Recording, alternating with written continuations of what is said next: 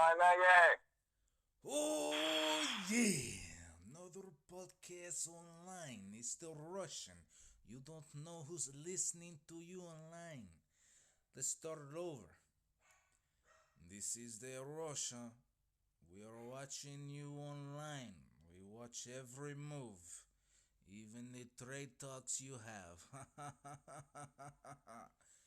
Welcome in. This is Dynasty Dicks. First podcast we got going here. Finally, we're getting going. It's 5 minutes before my goddamn Lakers and Portland Trail Blazers tip off, and you know what's gonna happen with that Kobe Bryant memorial. But you know what? It'll be on YouTube, and quite frankly, Kobe would want this to do you. Don't get discouraged and don't get you know disturbed, or I don't. What's the word I'm looking for, Ben? Uh, don't get distracted. Victory Distracted. is all that matters. That's a word. It's about the goal, and it's about achieving your goals. So, anyways, welcome to Dynasty Dicks, and here at Dynasty Dicks, we want to share with you of how to be the greatest troll in the chat room, of how to draft the greatest rookies in your draft, and quite frankly, win championships. And if you ain't winning championships, then how to build your team to get to a championship. So since it's our first episode, I'd like to give it up to Ben and get a little introductions. Who's who here? Ben. How long have you been playing Dynasty? Dynasty since 2013. Me and you started the same year. I've been playing redraft for like 4 years before that. So maybe not quite as experienced as people that have been doing it forever, but like you, I'm clever as shit, and found a way to the top. Right. Now, what got you to Dynasty? Like, did did Adam? Shout out to Adam Villarreal. I can't remember his Twitter handle right now, but I know he writes for a DFS site. It's funny how far we've all come. Now we got a podcast and he's writing for DFS. But did Adam get you into this Dynasty shit? Yeah, actually, all credit to Adam. Yeah, he got us. He got me into it, and me and you were working together at the time, and you were extremely enthusiastic. So, Adam was the instigator, but we were all enthusiastic, and we all jumped behind it full force. And we're part of the reason, all of us, in our enthusiasm is why our league is successful and why we have a JV side and a varsity side that everybody talks about. Right, and for those that don't understand the JV and the varsity side, we have in this particular home league. It's now it's expanded to two 12-team leagues, but it was an 18-team league. But we added a separate division. That was a whole different league. It was basically two 8-team, two 10-team. Now it's two 12-team leagues. Very separate. They don't play each other at all during the season. Nothing. But at the very end of the year, we do have a mega Super Bowl where the champion of that division will play the champion of this division. And lately, I think it's been the junior varsity team has been winning the championship. But it's kind of cool. I've been in that championship for the past 2 years. I won it all this year. Last year, I was protesting a bit, but you're correct, I did lose. But if we focus on our varsity side, I've won varsity 2 years running. Right, but that's another story. There's no money.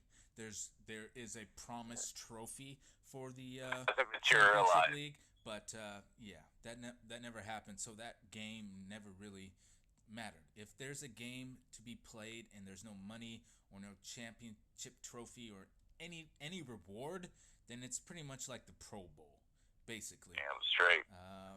Anyways, so what's some of your best? Let's start out with your best, and then move into maybe some of your worst trades.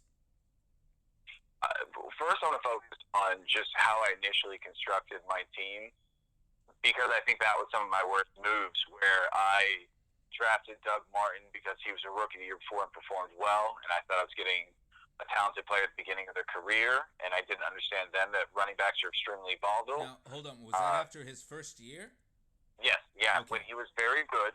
But you did the same with Trent Richardson, and we've seen that No, no, fail no, no, no, no. time and again. I did not draft Trent Richardson. I traded for Richardson.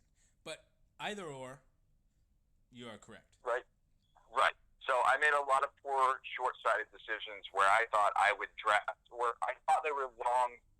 I thought they were long game decisions where I drafted a lot of young players that I thought would produce and still be young. And you really need a much greater variety.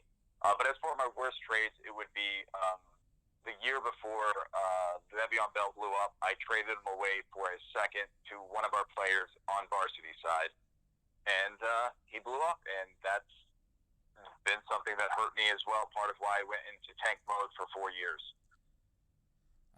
But now you have McCaffrey and you got Zeke. Zeke. Yeah, so those were those two tanking years when you had those two top picks. But you continuously have draft picks, and that's a good strategy to take. And we'll probably get into that strategy in a couple other episodes that we have. Honestly, I think us going over our rosters, I'm going to read off our two rosters real quick. Hold on. Which roster are you reading off of? I'll give you your JV roster. I'll give you. So for Ben's varsity roster, Mike Boone, Nick Chubb. Oh, I'm only going to do running backs, wide receivers. They're all that really matter. Tight ends Mike too, Boone, bro. fine. Mike Boone, Nick Chubb, Zeke Elliott, Mark Ingram, Christian McCaffrey, Miles Sanders, Antonio Brown, Amari Cooper, Corey Davis, AJ Green, T.Y. Hilton, Zay Jones, Cooper Kupp, Sammy Watkins, Mike Gesicki, Greg Olson, Johnny Smith, and then on taxi, I got Paris Campbell, James Washington, and Ian Thomas. And then for Trev's JV squad, we have, I'm just going to give you Pat Mahomes because that matters enough to mention. Saquon Barkley, Nick Chubb, Dalvin Cook, Christian McCaffrey, Darrell Williams, not that great, ODB, Tyreek Hill, Julio Jones, Michael Thomas, Mike Williams, Evan Ingram, Gerald Everett, Rob Gronkowski, holding out hope. Then on taxi, you got Gary Jennings, Julius Scott, Darius Slayton, Cortland Sutton, TJ Hawkinson.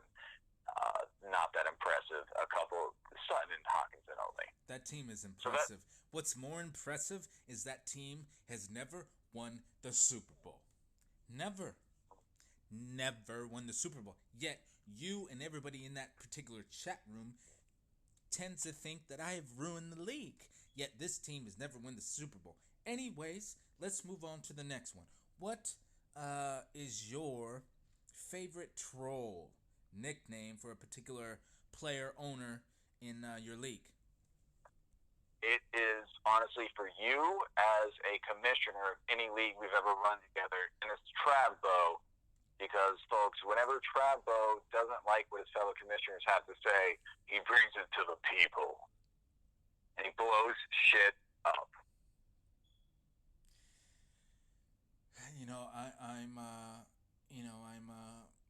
I'm for democracy. What can I say? I want a happy league is a happy league. Like a happy wife is a happy life. A happy league is a happy life. And if the league can vote for something and something gets voted in, then the league can the league can agree with it and deal with it. But if there's dictators that put in different rules that some people don't like and they didn't even have a choice to that particular installment, then there might be some some pullback. But I understand what you're saying. I would, but I'll still stand by it. I go to the league and see what the league wants. So you can call that Travbo. That's okay. Yeah, I don't really want to push that further. Just because I don't want to argue right now. Oh, we're not gonna argue. Oh, not right now because I don't want to. Yeah. Well, I want to focus on something better to argue about because you being Travbo is a fact, and whether or not you dispute it, it doesn't change facts. Like you can deny global warming. No. I agree. I agree with your Travbo assessment. I agree with that, but I at least want to defend my reasoning. And I guess my favorite troll name to this day you know, there's not a lot of people that I don't get along with in fantasy. A lot of the times it's in redraft leagues that I butt heads with people because they're shitty owners and they're redraft owners and they're chicken shits, for that matter. But I guess in our dynasty leagues, obviously, and I love this dude. Every time we get together, we'll probably smoke a joint. But he calls me the Fat Val Kilmer, and I call him the Andy Dick, and he's a straight Andy Dick, and that's pretty bad. If you're the straight Andy Dick, he looks like Andy Dick, like the straight Andy Dick in Scrubs. But that is my troll name, and also Dean is moving up on that list in our home league. Dean is moving up on that list, Mr. Sensitive, Mr. Control Freak. I'm a war hero. You need to listen to me. If not, then he's banned me from the league, and we won the championship in that stupid Yahoo league. He won't let me come back because I talk so much shit. But he created a chat room because he wanted shit talk. Ladies and gentlemen, if you create a chat room for fantasy football, let me tell you what. There should be freedom of speech unless it's threatening to come to your house and beat your ass. But as long as it's shit talk, all is game. All is fair game. Would you agree with me, Ben? I think that's exactly why this is called Dynasty Dicks, is because we both at separate times engage in prolonged bouts of verbal pugilism where we will just beat people down with shit talk. I mean, and other people do. We are not alone. We are proud of our home league because of this shit talk. Absolutely. And we have grown to expect that of others, to be grown-ups and be willing to shit talk, because that's what you do in sports. You shit talk. You shit talk. And we expect everyone else to do it. But that's not the truth. It doesn't always happen. So that's why we're creating a safe space dynasty conversation format where shit talking isn't bad. Where you just kind of expect it. Right, and we can tell by experience that was that one league, which is a very cool league and one of my favorite leagues and one of my favorite formats as we're getting into formats. So explaining this particular format, it's a 96-team league, right? It's a 96-team league. There's 24 teams in each division. There's 4 different divisions. It's set up like EFA soccer style. So you got the Premier League, you got the Championship League, you got League 1 and League 2, right? And what's really cool about it is during NFL free agency, during the preseason, and something else, the window will open up where every league can trade with each other, just like the English soccer Premier League. So that's cool, but you cannot have the same person twice on your team. You can't have two Julio Jones, 3 McCaffreys, or whatever like that. You just have one of each, but it's a very super deep roster with, like, you start 10 IDPs and yada yada. But anyways, there's a particular chat room. In this chat room, I mean, it's only $25 to play in this league, and the chat room is basically worth it. As I've grown in that chat room, at first I thought some people were dicks, like Newport. Thought he was a fucking dick, and BB, he was a fucking dick. But Stanley, whatever, he was a fucking dick. But as it turns out, these guys are really cool. We all have our opinions on politics and this and that, and you can talk that in these chats. I hate the chat rooms that say, oh, there's no politics allowed here, or there's no basketball talk allowed here. We can talk about everything, yo. We can talk about buying houses. We can talk about what food we're going to make. We can post pictures of our kids. Just don't be mad if somebody makes a meme about your kid with some text on it that says you suck at fantasy football. You know what I'm saying?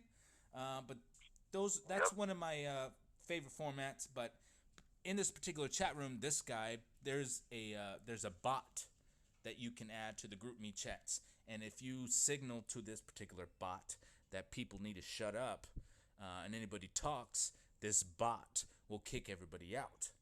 So it proceeded to kick everybody out.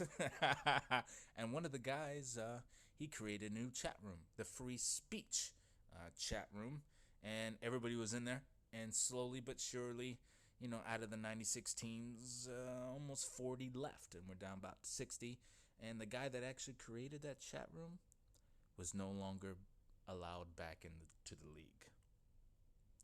So I think that's really fucked up, because he created that chat room to go against that commissioner.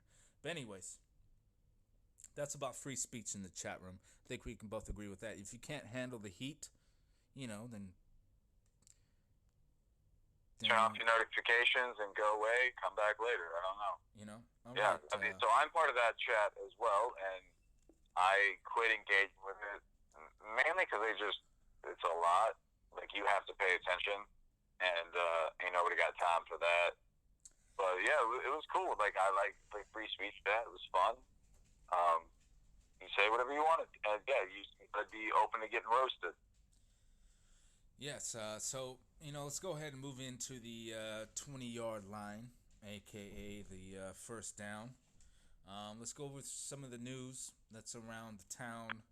And first up, we got the Kareem Hunt traffic stop.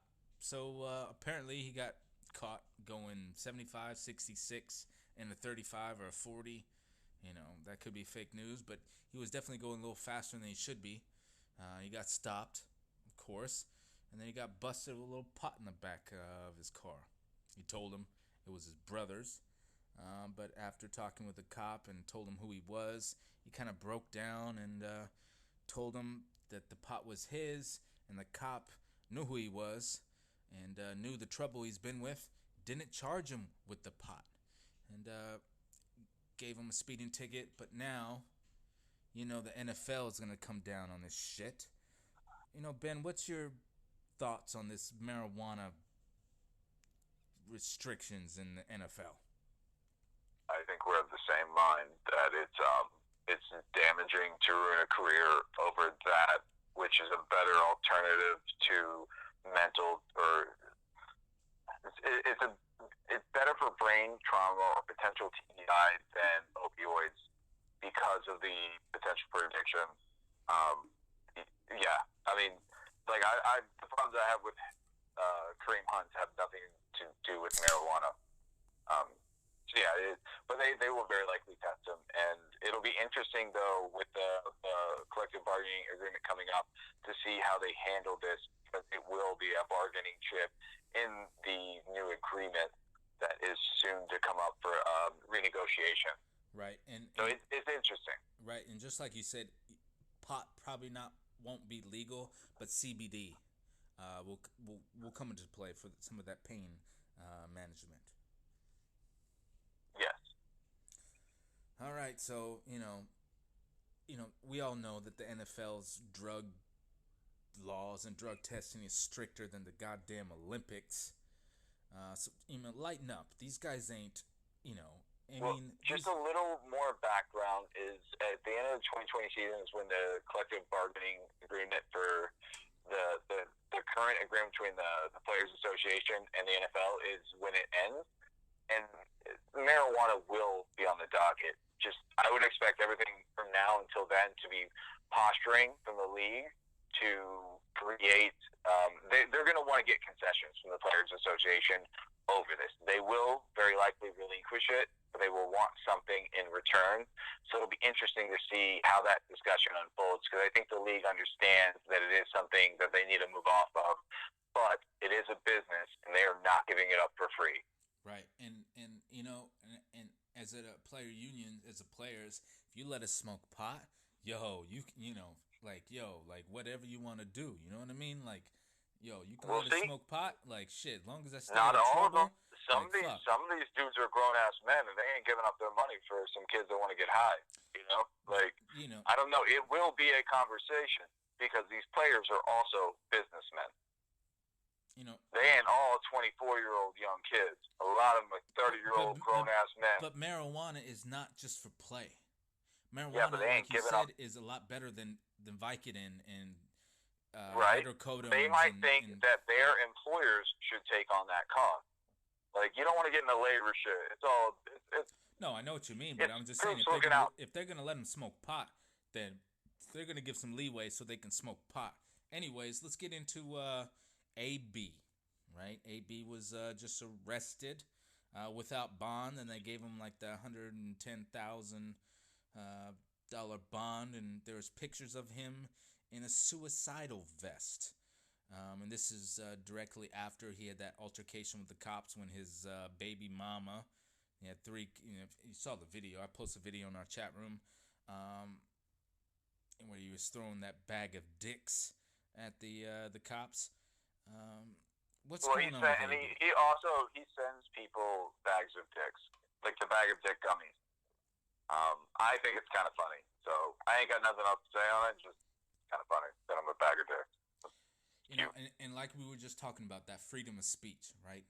That freedom of speech is beautiful in this country, and he was using that right against those cops, right? He was calling those cops all kinds of names because they didn't have nothing on him, and then moments later, he and his trainer rob a truck, some kind of mover that's coming down the street with a robbery. He throwing rocks at him, and then he ran into the car, or excuse me, he ran into his house and didn't open the door. And now we can just stop right there. And I'm sure all of you have been keeping up with AB. It started with the Steelers. Even he was on that particular YouTube video with him, LeBron James, yada yada yada. They were all at the barbershop. And, right when Antonio Brown was talking about, and he said it was right before a playoff game or something like that, or the last game of the season or something like that, and he told Coach Tomlin, he was like, I don't feel too good right now. I'm not going to practice, or I'm not going to play. I don't remember what it was. We'll just say we're not going to practice. And Coach Tomlin, you got to give it to him. You never heard nothing about Antonio Brown until he demanded a trade. But there's been shit going on with Antonio Brown forever. But you never heard nothing until he demanded a trade. But he told Coach that I don't feel too good. I'm gonna go. I don't want to play today. He's like, okay, that's cool. Why don't you just go ahead and go home? And so he was telling LeBron and all that stuff, like they're gonna do me like that. They're gonna do me like that. And I'm just thinking. I'm thinking about LeBron. I'm thinking about Kobe, and I'm thinking about these players that I respect and I love. And it's like, you don't do that. But anyways, so he left Pittsburgh. He went to the Raiders. He pulled that helmet shit on. He blamed it on Aaron Rodgers and Tom Brady. Tried to put that race card on them. Like, they ain't going to change their helmets. Why should I? They already changed their helmets. And then he called the GM a cracker. That's, and I'm sure he had people. Maybe he didn't have people in his ear. Because I don't know what person is going to tell you to call your GM a cracker to try to get traded. But maybe. So he got traded. One game, and he played awesome. And I know, we both know, especially in the Pigskin League, there was an Antonio Brown trade. As soon as he got traded to the Patriots, it was like Chris Carson and a couple firsts, blah, blah, blah, blah, blah.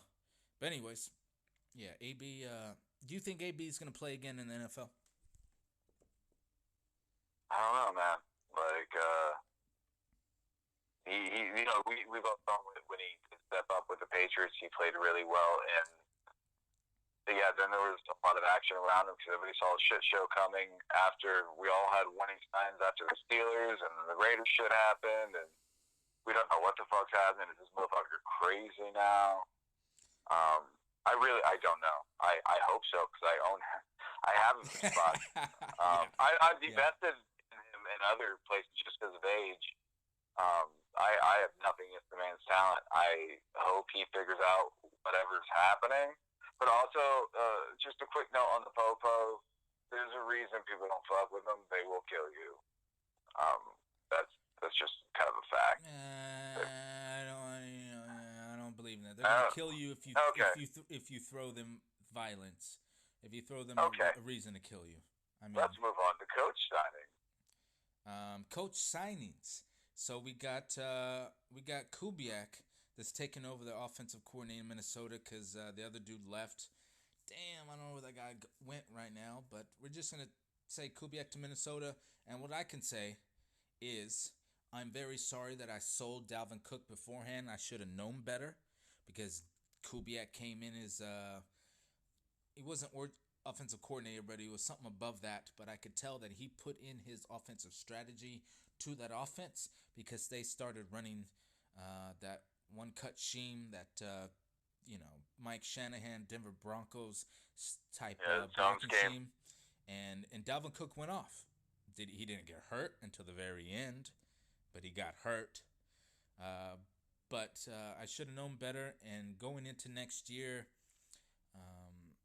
that running game, I would bank on Dalvin Cook having another great year. Yeah, agreed. I mean, injuries are going to remain a concern. Just because he has a slight build, and even in college, he fairly frequently had nagging injuries. And I think just because we saw a healthy year, we shouldn't get stuck in the belief that now he's injury-free forever. You know what I mean? Right. Like, I think your trade was prudent, and we are not far enough away to say it was bad. Like, you may have jumped the gun in the same way that I did on Le'Veon Bell, and I even sold Pat Mahomes. He blew up. Actually, let's go. One of my worst trades is that I gave Pat Mahomes and a first for Jarvis Landry, basically. Yeah, that's what the year before he blew up. I mean, it's not a super flex league or anything, but still. Yeah, I told you it was horrible to begin with. Yep. Yeah. But hindsight's 2020, and the same thing for Dalvin. He looks good right now. Let's see next year. Yeah, but do it again, do it again. But it's been 2 years, right, since he's looked good, right? This remember ACL before that. No, last year, it was slow coming. It wasn't that productive, because he was coming off the ACL. And the year before that was all lost to the ACL. Yeah, but the trade I made in that particular Dalvin Cook trade is I trade Dalvin Cook in a first, which we have a lottery in this particular league, so it could be between 1 and 4 overall. It's Dalvin Cook and 1 and 4 overall. Who knows? For Julio Jones and 3 seconds. That's what I got. I just went. And both of them had pretty much the same year, I guess. But anyway. Yeah, and I would say that's so. One of the things we didn't discuss was dynasty strategy, which will come up in more podcasts. But so part of what you did there was the strategy that I've set, where you always look to acquiring a lot of assets because assets have a constant value that players don't. For players, it's a lot like horse trading or the stock market, where on the bad day, like AB before his ass went crazy versus AB right now, man, that shit's different, and that's the turn of a couple of days. Same thing, Kareem Hunt. Imagine the day before the news came down about the physical assault. You know how owning players is. It's always a risk that Amari Cooper might go fucking crazy. I don't know. Man periodically drops like 20 balls in a year. And but at first, in 2020 or 2022, that's a relatively high-value player. Always. And then if I get to 2022 and I make it 2023 or 2024, that relatively high value remains relatively constant. You don't get that with players. Right. You're absolutely right. I'm going to go ahead and skip over. Jason Garrett to New York.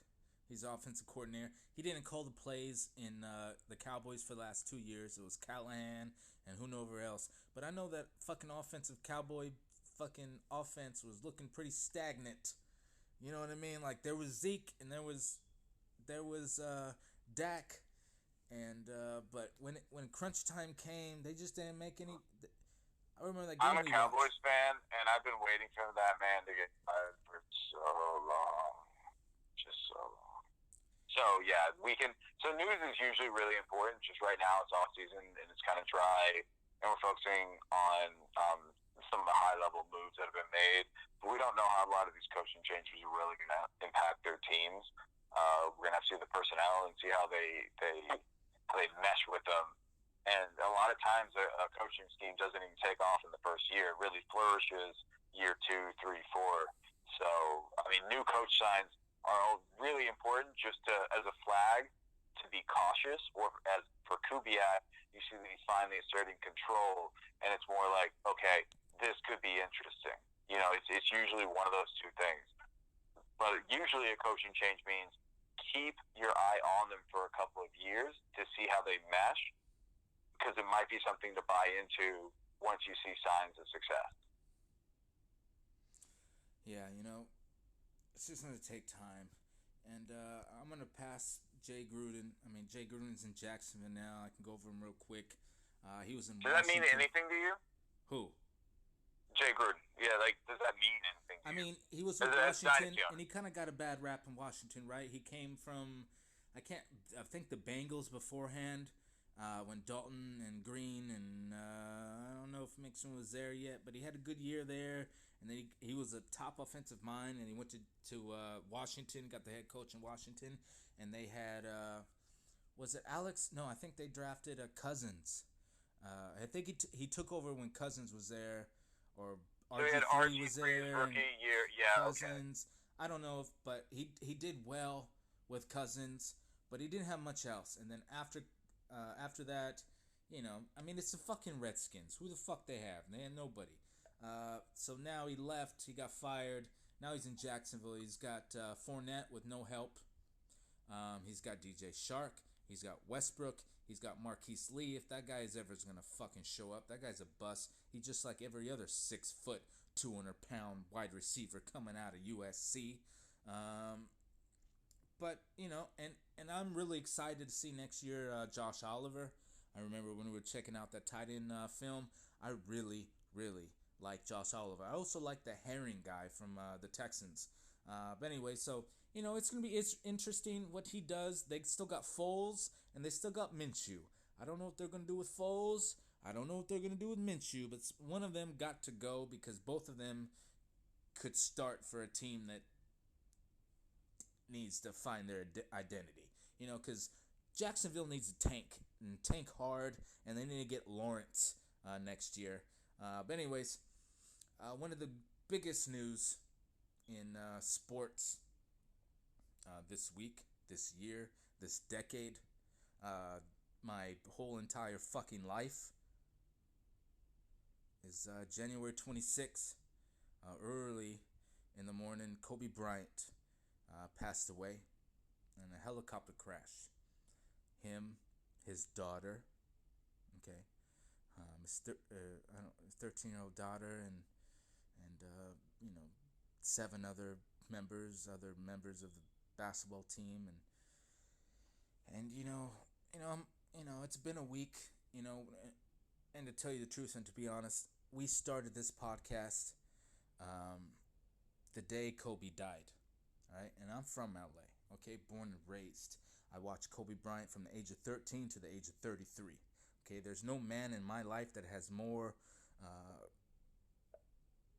influence on me. Of course, my father, and my uncle and my other uncle, the 3 brothers. There's no, let me just say, there's no death in my life other than my grandmother. There's no death in my life that has made me cry as much as I had. There's no dude that has done that to me, but he died that day, that morning. And what's funny is the night before, I was watching film, trying to get my film down, and my fucking phone died. And they erased all my damn notes. All of my notes. I only needed like Clyde Hilaire and who knows who else to watch to get what we were doing. But it was all erased. So in the morning I started again. I get it down, and I hear the news, that Kobe died, and I'm teary-eyed and I'm crying, and I'm thinking like, I should just tell Ben, let's just push this to another day. You know what I mean? Because like, this most saddest day in my life. But before I can even finish that thought, Kobe, and what I've always told myself my entire life, is what would Kobe do right now? And that Mamba mentality, just put those blinders on, and to use that sadness and that anger and that pain, and kind of transform it and use it as fuel and as motivation, and to get where I wanted to go. And that's what we did. But then we didn't know how to use this fucking internet site, the StreamYard shit, and we couldn't record the audio. So we had an hour and 41 minutes of silence. But what I can say about Kobe, to me, he was everything, man.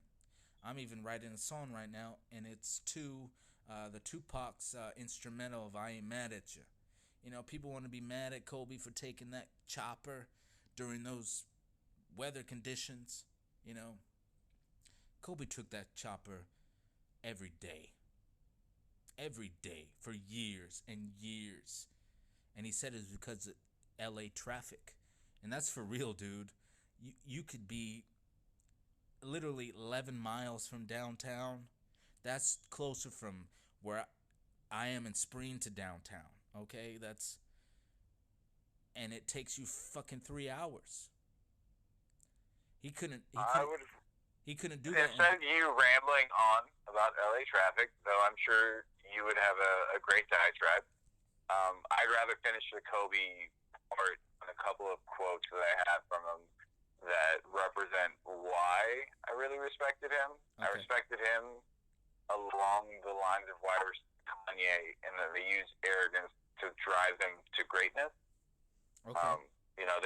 They talk a big game, but they make goddamn sure they're gonna back it up. Right. And those are the people that I love. So the first one is the main one. I can't relate to lazy people. We don't speak the same language. I don't understand you. I don't want to understand you. And I love Kobe for that. It's harsh, but it's true. Wait a minute. That was a quote? Yes, sir. Say that quote again. I can't relate to lazy people. We don't speak the same language. I don't understand you. I don't want to understand you. Heard. Yes, sir. And the second one is a softer one, but anyways, he was told that by other men that it takes a man to raise a boy, and he said, nah, it takes a king to raise a princess. And it's just that kind of arrogance where he knew that what he focused his energy on, he could make great. Yeah. Right. That's all I got. And since you're talking about quotes, I have one about Kobe as well. And I don't necessarily know if this was what Kobe said, but I read it back when he was 18 or 19 years old. And the quote was, "Without arrogance, there's no leaping into the air in defiance of gravity." And that has stuck with me forever. Pretty much saying, without confidence, without arrogance, I'm not going to jump in the air and not come down. You know what I mean? Anyways, yeah. Kobe, rest in peace. I love you. You're the greatest. Let's move into we in the midfield right now, right? We in second down. In the meat of it. Let's go to some film assessment on this particular podcast. We're doing the running backs this episode, and I think we picked out 8, right? 8, 7, 8. How many? Yes, sir. 8. I got 9 selected. 9 with notes, but I think we only did 8. Yeah, we didn't cover AJ Dillon, so it's only 8. Yeah, we didn't cover AJ Dillon yet. That's gonna be. He's definitely late second, third round right now. But I haven't watched this film. I know he's a big dude. Yeah, we haven't got there yet. I've watched one film, and I've got walking enforcer for the quarterback. He's a running back / fullback. We'll get back on him. So let's go ahead and start out with just the mock draft, right? If we're just doing a mock draft of straight running backs, nothing else, thinking about, whatever your team's build is, we're just drafting running backs, best to worst. Let's go ahead and start. And last time I took, you took first overall pick. I'm going to go ahead and take first overall pick this time. And is that cool? Yeah, no, no, I'm waiting for you to make the right or wrong decision here. There really is only one call, and I'm waiting for you to fuck up or not fuck up. So do you? You know, I'm gonna take right here. I'm gonna take Swift. You know, I and knew you were gonna fuck up yeah, just to make a point. Yeah, you want to take yeah, Dobbins, yeah. but No, yeah, but do guess it. what? Just do your thing. Yeah. Swift is not on Ohio State. Okay, he's on Georgia. There's a little difference there. There's a little difference in You coaching. know that is There's not why Dobbins is better. Oh, yes, I do. Anyways, god damn it, I'm gonna go to Swift, and let me go to my goddamn notes here. And the reason why I'm gonna go to Swift is the guy was electric. You know, I was watching some of his film, and I was like, okay, what is it do they see? But then he just broke something off, right? I see patience. He runs behind his blocks. He's good at pass blocking. He's definitely got some high effort there. He's quick. This guy is deadly in the open space. He's got wheels. He's got a nice stiff arm. He's got some good power as well. Definitely good balance there. But they put him everywhere on Georgia. And to me, he was a route innovator. Like, he would run up this way, that way, whatever. He would get open. He would get the ball. His lateral quickness, the guy's elite. I expect his 3-cone to be pretty significant in under 7 seconds, that's for sure. His start and stop was legit. His jump cunt. They're going to start calling us Dynasty drunks. But his jump cut was elite, and his acceleration was really fast.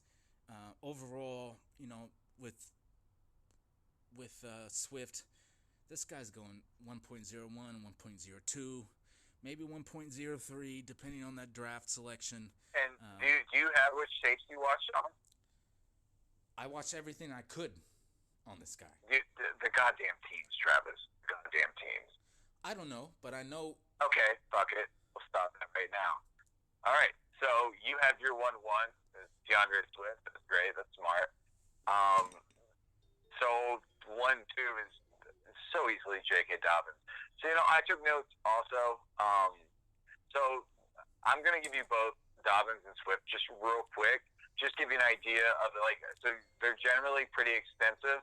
The more extensive, the more questions I have, generally. So with J.K. Dobbins, I wrote one line. I watched 2 games with Wisconsin and Clemson, and I made him a Ben's Bay. It's almost certain to be a star. He's just, everything about him is phenomenal.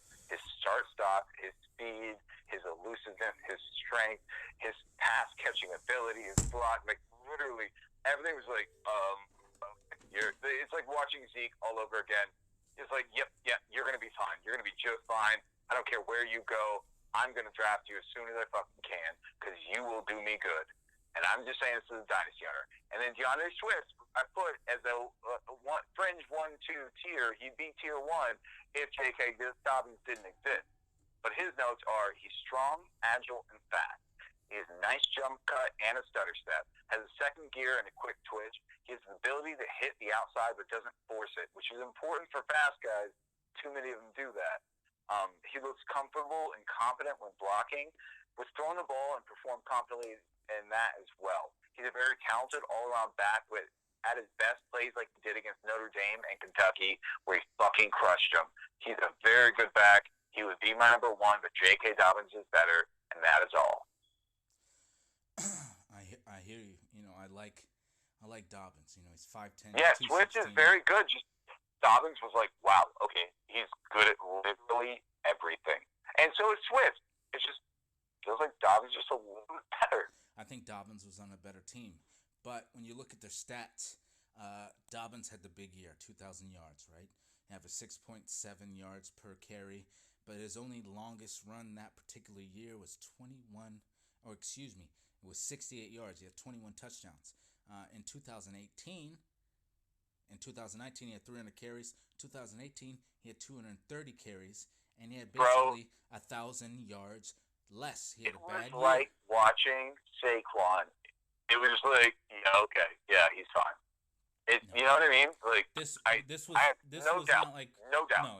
You can't compare Dobbins to Saquon. It wasn't watching Yes, that I film. can. No, I don't. No, I'm like, no. In my confidence that he will be a competent fantasy asset who I have no problems drafting. I'm not talking. I'm talking about a player that I will draft without concern. I'm going to draft J.K. Dobbins. Okay. Like, I'll take him 1-1. I'll take him 1-2. Like, as soon as I can get him, he'll be the first person off my board, just because I believe he has the highest hit rate. That is it. You know what I mean? Right. Maybe somebody else has a higher ceiling. Maybe.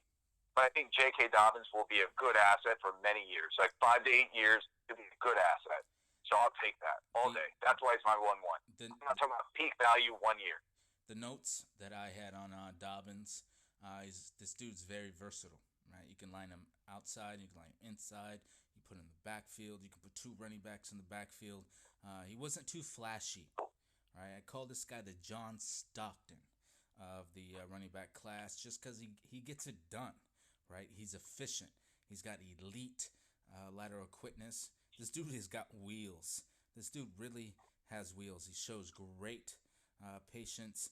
And please, don't ever let Dobbins hit the corner. This guy's a superb athlete, and he's got great hands.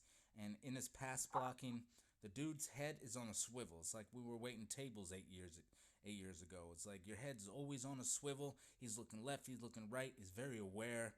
He's definitely tough running back in this draft. He can run inside and out. And when we saw that game, I don't know if it was Clemson that we watched, but he played injured. You know, he had a fucked up ankle in that game, and he did, yeah. He's Clemson, still banked. championship team. So I have him as 101A, 101B. But now we're moving to the next pick, and this is my pick. Real quick, I just want everybody to know for goddamn sure that you only chose Swift to be devil's advocate because some dumbass might. Dobbins is 1-1, and that is all. Okay, we'll see. We still got the combine to come. But actually, to add to Dobbins, Newport, I'm going to give a shout out to Newport in the 96 team league. He showed me some stats from his high school combine. He had a 43-inch vert. He had a 42-inch vert and a 43-inch power toss. The power toss is basically, it's pretty irrelevant, I think, but it shows upper body strength. You're on your knees and you have this weight ball and you kind of throw it, not necessarily like a soccer ball throw over your head, it's just from your chest. And he threw that ball fucking 42 inches, which is incredible. I forget the other stats, but his high school stats were incredible. But with number 3, since we had Swift and Dobbins go, I have to go. I mean, none of these guys that I've already picked are my favorite running back in this class, but with number 3, I would take him number 1 possibly. And I can say that with a lot of these guys, depending on their draft selection. If any of these guys go to the Chiefs, if any of these guys go to the Texans, if any of these guys go to the Colts, they're money, in my opinion. I mean, Marlon Mack was money, wasn't he? I mean, come on, the offensive line is great.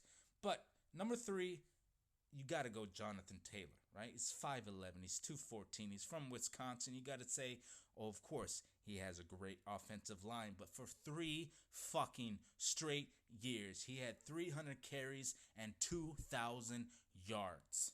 3 straight years at 2,000 yards. You can't deny that those stats and that talent. He looks way bigger than listed in film. I like to say it's powerful finesse.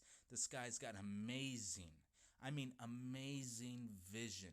He benefited, of course, like I said, from that top offensive line. But one of the knocks on him that I found, he's got 18 fumbles, right? He averaged 1 fumble every 50 carries. That's definitely something to look at. He's got impeccable footwork. And really, when I was watching the film, I really think he's an underrated pass catcher. in my opinion. I think if you put him out there, just like Fournette this year caught 76 passes or whatever it was, they didn't say he could catch the ball. I think Jonathan Taylor can catch a ball. He's probably the best pure runner, in my opinion, in this draft class. He's got an elite hop step and a jump cut. He's durable, obviously. He hasn't been injured. He's been going up for the Heisman every year.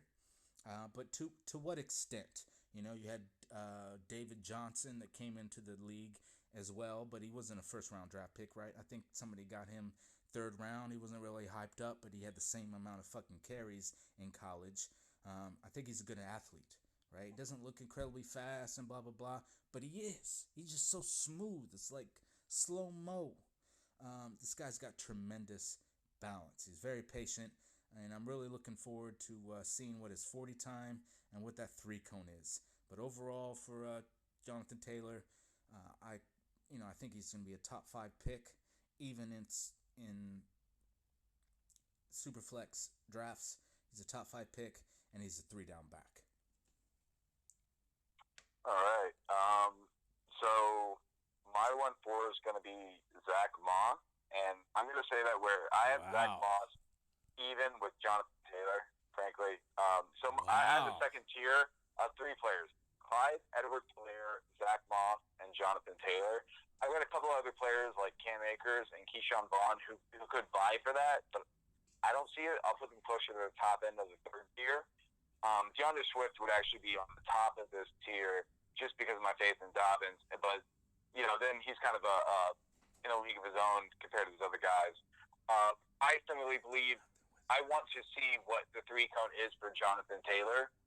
I think he's talented, but I felt like his short speed, his acceleration, that's part of why I want to also see his shuttle and his 3-cones just to see how quick he is, because he looks fairly slow in the short field, but his long speed is phenomenal. So you'll hear in anything you listen to about him, he was a track star. He could run the long speed. I don't doubt that. But the NFL is not a 350-yard dash. It is a 20-yard dash many times a game. So I don't see that in him. Not even 20 super dash, but yeah. Right, yeah, not even. He wasn't super shifty, but he had enough on him to make a strong cut here and there whenever he needed to keep a play alive laterally. So he could keep it going. He covered the ball up well and consistently. He's a high-effort player who fought for everything he could get. He didn't appear deeply competent as either a pass catcher or a blocker, but he gave such high effort that I believe he could certainly grow into it, much like Leonard Fournette did pass catching in the NFL.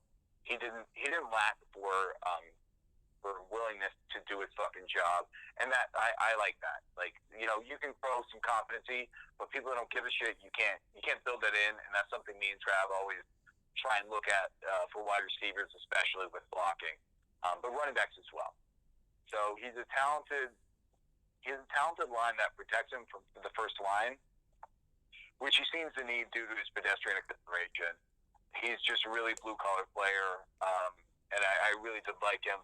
But my boy, let me get down to my boy, Zach Moss. So I really did like this kid. He's from Utah, so it's a little bit difficult to evaluate because of the talent of the players that he plays against. But I watched him against Washington, Oregon, and BYU, and at least 2 of those guys were ranked. He's my only other Benz Bay out of the running back group. He ran violently, and he played with high effort. He always fell forward. He always knows where the ball is, and he looks to keep the play alive after structure breaks, which I think will come in handy a la Alvin Kamara pass catching as a relief valve. He has sufficient speed, not the same long speed that we just discussed. He makes his mark with power, balance, and remarkable vision. Talk about head on a swivel. This guy was always seeing what was coming at him and reacting to it. He had really good east-west movement and a nice spin move. He looks okay at blocking, but he's a reliable pass catcher whose quarterback trusts him. He's patient, but he also has that second gear to seize the opportunity. He doesn't have great long speed, but enough to make an opportunity into something else. And I believe, so this is my version of choosing him over Clyde Edwards-Helaire or a Keyshawn Vaughn. or a Jonathan Taylor. I would have taken him over Jonathan Taylor because I have a greater belief in him. Now it's on you, Trev. Wow.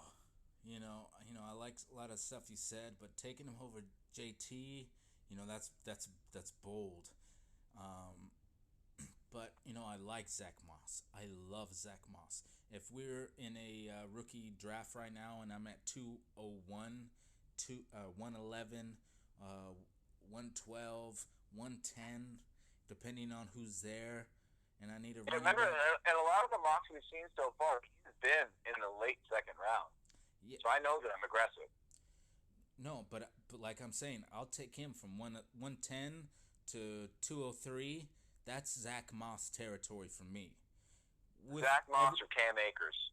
Zach Moss. I'm talking Zach Moss here. Thank you. No, I'm asking you what you take. Zach Moss, Cam Akers on the board right now. Who do you take? Oh, at number 4? Any pick. Doesn't matter. Oh, those are the two running backs. I mean, right now, oh, I love Cam Akers, but right now, it's that's really hard for me, man. Just let me talk about Zach Moss, okay? Because that's really hard for me. You're gonna take Zach Moss right here at number 4, and that's a big jump. Yes, sir. You say you take him over Jonathan Taylor. That's a real big jump. That's an aggressive one. I may reel back on that one, though. I may reel back on that one. I'll keep those two as even, but I will take them over everybody else having the second tier. Yeah, except for maybe Clyde Edwards. Now, he was impressive. This is still a way too early mock draft for these running backs. The combine's so big. And but with Zach Moss, he's 5'10", he's 222, and he's out of Utah. And I remember the last Utah back that I scouted was Devontae Booker, and I remember looking up that Utah offensive line. It was one of the best in the league that particular year. And what did Devontae Booker do? Nothing much, but he looked like that's the same year as Zeke came out.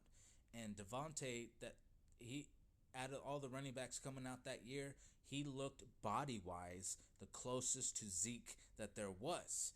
But it didn't matter. So anyways, but Zach Moss, 5'10", 222, out of Pac-12. Last year he had 235 carries for 1,400 yards. He had 15 touchdowns. His longest run was 91 yards. Plus, he had 28 fucking catches for almost 400 yards. He averaged 13.9 per catch. And he had a 69-yard catch. 2018, he had 179 carries, only for 1,000 yards, but he still averaged 6 yards per carry. He still had 11 touchdowns, and his longest run was 86 yards. In 2017, he had 214 yards for 1,100 yards, 5.5 per carry. He still had 10 touchdowns, and his longest was 58. And that year, he had 29 catches for 250 yards. So he can catch the ball, he can get touchdowns in the goal line, and he can carry the ball. Pretty much the notes that I have for Moss, he's got nice patience, his jump cut, and he explodes. He's got great feet. He's an underrated pass catcher. He's a north to south runner, right? He's always running north to south. Just like he said, he always falls forward. He's a willing pass block. He's got good awareness. This dude's quick. He bounces off defenders. If you don't get his feet, you're not tackling this guy. If you try to wrap him up from the waist or above, you're just going to bounce off. He's very decisive. He picks a hole, and he goes. He's a one-cut type of back. His legs is always churning, and churning. He's definitely got a nice stiff arm. His start and stop is impressive. Again, very nice balance. And basically, after contact, his yards is incredible. He's awesome yards after the contact. He's got a decent spin move as well. This guy's a fucking bowling ball. And my nickname for Zach Moss is I'm calling him Zemo. Give me some Zemo. I want some Zemo. But that was number 4 for you. So now we're coming up to 5 to me. And yes, my favorite running back of this class. When I saw him, I don't know if I was just drunk last time. I don't know if I was just high last time, but yes, it is Clyde. You know, I was on some dating sites before, and my particular the thing that I said in my dating app fucking bio or whatever is like, I need a Bonnie because I'm so Clyde. Anyways, I'm taking number 5 right here, Clyde Edwards-Helaire. Now this guy's only 5'8".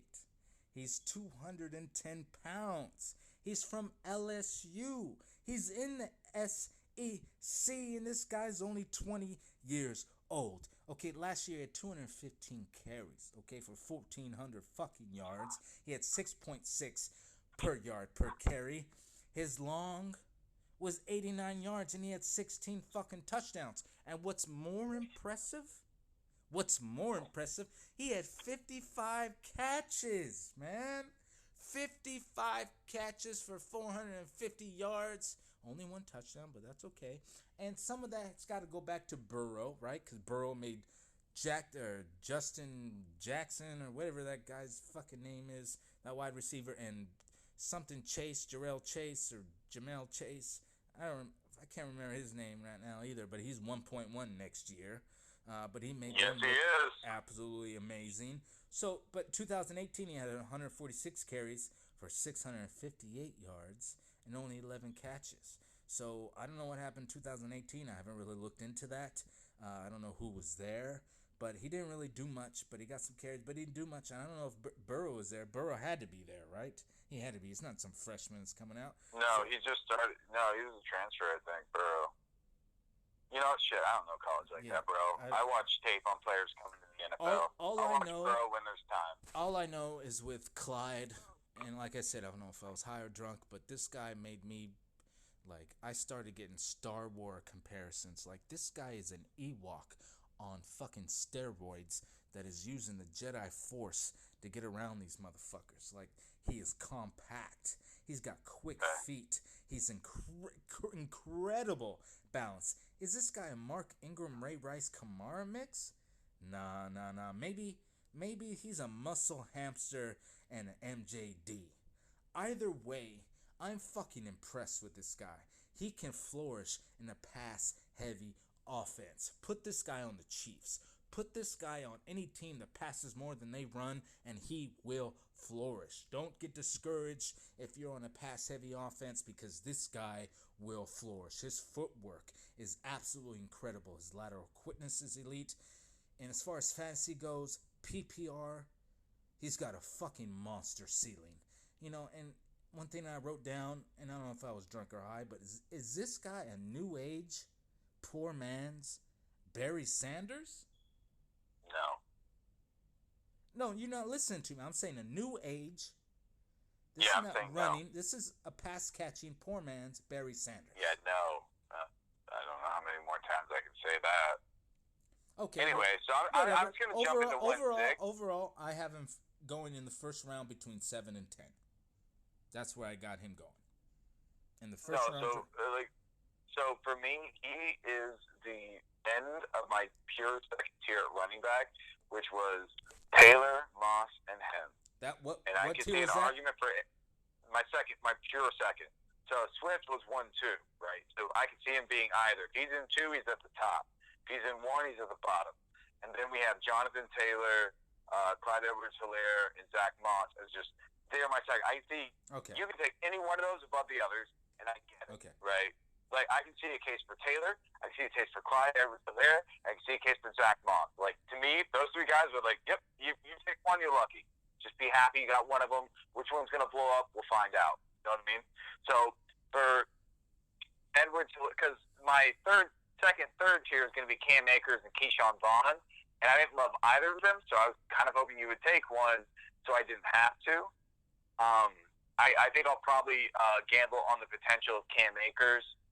But real quick, I'm going to go over Clyde Edwards-Helaire. Yeah, because you're going to take Keyshawn Vaughn because he's obviously just a little bit below. But Clyde Edwards-Helaire, I thought he also ran well. So was a pass-catching running back from the film I saw, but he's a well-rounded running back with no obvious weakness. He knows his role, and he performs it competently with awareness of the game context. That means whenever he had a pass catch, he would keep up with his quarterback. He would try to figure out if he had to block or route to catch a pass. He knew his fucking job, and he's a pro. So he's a patient runner, but he had slight tunnel vision to him So he didn't always adjust to try and find the open field. He ran where he was told to run at times. He had no second gear to speak of. He ran more of it on-off. Either he was fast or he was stutter stepping. And he leveraged his spin moves to good effect. So at his best, we'll see him play as he did in the national championship game, where he was seemingly unstoppable. If he can progress into the kind of player that I think he could be, he really is unstoppable. So now we're going to go with my 1-6, which is going to be Cam Akers out of Florida State, 5'11", 210. He looks decently fast. He's very talented as an athletic creature, but his game awareness is really what, for me, holds him down to where he is right now. I actually think Keyshawn Vaughn, he's interesting because I think he's a bit smarter of a running back, but Cam Akers is such an athlete, he belongs here. So with the rest of my notes, though there are bright spots, his lacking both effort and ability to recognize or react to blitzes may be a concern. Fumbling may be a problem too because of his size. He has patience and a second gear to burn. Surprisingly good interior rim for his size. He uses his hip wiggle to shift direction without shedding speed. That really was phenomenal as far as athleticism goes. He has decent hands. He's a playmaker who needs coaching at the next level just to get him out of his tunnel vision. He didn't seem to be a creative runner, just a talented athlete. In general, Florida State is a shit show, so it's hard to evaluate him, and I'm sure Travis is going to chime in on that. It's a really bad team, so it's hard to understand where his faults end and the shit show of the team begins. But overall, his ability to throw as a quarterback also makes him interesting as a gadget player because he did do that a number of times for Florida State to a positive effect. So I think even beyond potential limitations to his cognitive game as a running back, like I think if he chooses the creative scheme, like as a fantasy player, he could be really valuable, and he probably could have gone 1-4 over Zach Moss if he does live up to his potential. Right, and it's definitely depending on that team that he goes to. I mean, if he's backing up, God damn it, Derrick Henry in Tennessee, which would be a good fit drafting as if I'm the GM of the Tennessee Titans, right? And I got Henry. Yeah, with trick plays and all. It's a good fit, but fantasy wise, that probably wouldn't be very good. But as far as Cam Akers, I really like this guy. I was more high on this guy when I first started, but now I'm kind of as far as the first 4 running backs, but he's definitely my number 5 right now. He's 5'11", 210, just like you said. Now, last year, he had 231 carries for 1,100 yards, and he had 14 fucking touchdowns, and he had 30 catches. Now, his team was absolute garbage. Now, what you were saying about that, the pass blocking, I saw that as well. And the effort, I saw that as well. But to me, it's kind of like it's kind of hard if you're gonna pass block, but you don't know where the fuck your quarterback's gonna be. Because that quarterback was everywhere. He did seem lost that so much. But yeah, what's the quarterback? But if I can just go through my notes, he's definitely an asset in the passing game. This guy can catch, he can route run, he's athletic, he's fast, but he had the most horrific offensive line and quarterback play that I watched in this in these films, other than fucking Vaughn. He's got nice balance. He's an able pass blocker. Sometimes you didn't see him pass block too much because they were down by 30, and it's easy to get frustrated, man. I feel it's easy to get frustrated. But he's got good power. When he got some blocks and he got to go upfield, he's got some good power. But like you said, it's really unfair to evaluate because of the O-line and the team. He wasn't really able to show the patience that he has because he was continuously getting hit behind the line. He's got a decent arm too, just like you said as well. He probably threw more accurate than his fucking quarterback did. He probably just didn't have the bigger arm, but he could throw more accurate. But the dude has wheels, and if he could actually get to the goddamn corner. And what's funny is when I was watching FSU's highlights, I saw that there was a tight end, a guy named McKitty, number 6, McKitty. I think he should be popular coming out whenever he comes out. Maybe he might come out this year, and I'm totally wrong. But McKitty, he might be another Waller. Who knows? He's got great hands and concentration. I like his change of direction, but definitely it's the what if with Akers. But overall, I have Akers late first to early second. You know, but that's depending. No, I think that's On really. our running back evaluation. No, we still do all the wide receivers, so we don't. I have a belief that we're going to have 5 to 8 of those guys that we're going to need to contend with in the first round. But that still puts him early second, so you're right. All right, so my pick is up next, and it's between Keyshawn Vaughn and Eno Benjamin. So it's Keyshawn.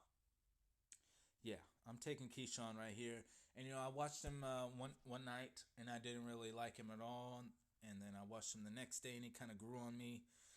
He was on a horrible team too, and he was also in the SEC with Vanderbilt, right? But one of those teams was like 1-6 or 1-5 when we looked at those highlights. But he runs violently. He's got good balance. He's definitely got one of the most nastiest stiff arms in this whole fucking draft class. His pass blocking was kind of, I don't know what it was about. Was it like, I don't really want to try here, or I know this guy's bigger than me, so I'm just gonna fucking knock out his legs. But he lunged it a lot. So, and when you watch the film against Georgia, all he did was try to hit the corner. There was no running straight up the middle. Not against Georgia. Not with that with his offensive line. So that could have been a thing. But they did line him out outside in the slot and outside often. He does have a lot of strength. Probably his best film, if you want to watch this guy, is watch versus Baylor. He ate up Baylor. And after I started watching Baylor, I was like, okay, I can see some of his vision starting to come out. He's got a decent jump cut. He's not flashy. He's not overly shifty. The defense definitely needs to take this guy's legs out, or he will keep churning. I think he belongs in a one-cut team. He's a physical back. He runs angry, like I said. He's got decent hands, but really I think he needed time to build up speed. But if he reaches that second level full speed, he's definitely tough to take down. But overall, for Keyshawn, and I'm gonna have to keep doing the research on him, and his combine will help, and his draft spot will help. But I think you can get Keyshawn in mid-second. That's where I see Keyshawn. Yeah. So with Keyshawn, that's kind of the end of the players I care about. So we only have one more on this list. It's Benjamin. There's a reason he's the last one, so I'm probably going to be fairly speedy on him. I just want to say for Keyshawn, I just want to remind that to me he was as good as Cam Akers, not talent wise, but he had the smarts of a good running back. Like, he knew his job and he was competent at it. He wasn't the specimen of Cam Akers, but I could see him having a longer role in the NFL because of his intelligence on the field. So I'm just going to launch it real quick on Keyshawn. He wasn't terribly impressive, but he was talented. So he's not overly fast, quick, or strong, but he's a high-effort player. He's a very willing blocker. He's not great or dominant at that either. But he shows patience to let the line form their creases, much like Le'Veon Bell, not being a great athlete, but he waits for the line to do their job, and then he can burst through. So he lined up outside a lot, and he displayed good soft hands, and then he also showed good vision in the open field, so there's a lot of promise there. The downside for me was he always seemed to want to cut, and that bugs me, because if you dance too much, you're going to get tackled. You're going to get eaten up in the NFL. So that's like the fear I have for him, is he may be overly patient. But we'll wait and see, check out his combine, see which team he goes to, what kind of scheme they run, and then have more on that. So for Eno Benjamin, he's the last guy I can draft. I would love to root for a guy with the last name of Benjamin, but I didn't love him. So he didn't sell the fake. He was an unimpressive route runner. He had poor spatial awareness. He had similarly poor vision when hitting holes, meaning he ran into his blockers. But he did have a blend of speed, shiftiness, and short, choppy steps that helped him generate power. He's 5'10", 201, so he didn't have a lot of natural power, but he could create it artificially. He was fast in a phone booth, so he's quick jumping around. He was better as an athlete. So a lot like a low-rent Cam Akers, I would say, because he similarly had a lot of issues with understanding what was happening, and he had tunnel vision as a runner. But he's a good athlete, that could hopefully get coached up to something better. And what do you got on that, Trav? I agree with a lot of things that you said, and especially with a lot of these guys that we've talked about. We agree on a lot of different things, except Zach Moss over Jonathan Taylor. But anyways, or Clyde Edwards for that matter. But anyways, talking about he's 5'10", but he's only 200 pounds. And the last time I drafted a running back that was 5'10" and 200 pounds, that was electric, was Amir Abdullah, and it's totally scarred me, especially in the first round. So I don't believe this guy. When I get to the end, he's not going to be in the first round. But if this guy goes to the fucking Chiefs, I wouldn't be surprised, right? So last year in 2019, this guy did have 250 carries. Right? He only had 1,000 yards. He only averaged 4.3 a carry. He still had 10 fucking touchdowns, but he also had 42 catches for 347 fucking yards. He averaged 8.3 per catch. Only 2 touchdowns, but he had a 72-yard